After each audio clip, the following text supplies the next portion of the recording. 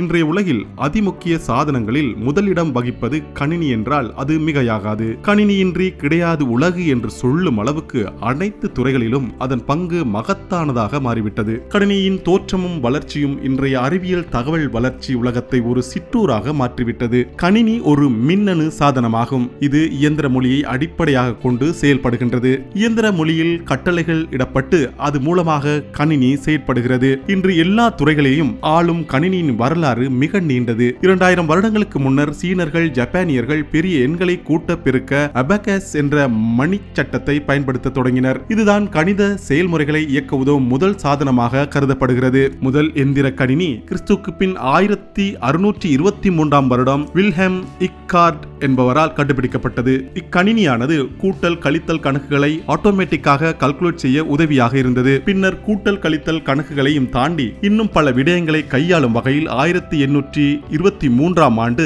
Analytical இயந்திரம் கண்டுபிடிக்கப்பட்டது. இதை கண்டுபிடித்தவர் இங்கிலாந்து நாட்டைச் சேர்ந்த சார்ல்ஸ் பெபேஜ் என்பவர் ஆவார். இவர்தான் கணினியின் தந்தை என்று இன்று போற்றப்படுகிறார். பின்னர் சார்ல்ஸ் பெபேஜ் 1833 ஆண்டில் டிஃபரன்ட் என்ஜின், அனலிட்டிக்கல் என்ஜின் என்ற இரு கணக்கீட்டு தத்துவங்களை வடிவமைத்தார். சார்ல்ஸ் பெபேஜின் இத்தத்துவத்தின் அடிப்படையில் தான் மின்னணு கணினிகள் பின்னாளில், அதாவது 1940 ஆண்டு வருட காலத்தில் கண்டுபிடிக்கப்பட்டன. பின்னர் 1946 வருடத்தில் அறிமுகப்படுத்தப்பட்ட இனியாக் என்ற கணினிதான் உலகில் முதல் பொது பயன்பாட்டுக்கு வந்த கணினியாகும். மிகப்பெரிய வடிவில் ஆரம்ப காலத்தில் இருந்த கணினியானது பின்னர் தகவல் தொழில்நுட்ப வளர்ச்சியின் விளைவாக பல்லூடக வசதி கொண்ட கணினி, மடிக்கணினி, கையடக்க கணினி என இன்று பயன்பாட்டுக்கு வந்துவிட்டது. இன்று உலகையே உள்ளங்கையில் அடக்கியாளும் அளவுக்கு அபரிமிதமான வளர்ச்சியில் இருக்கிறது கணினி.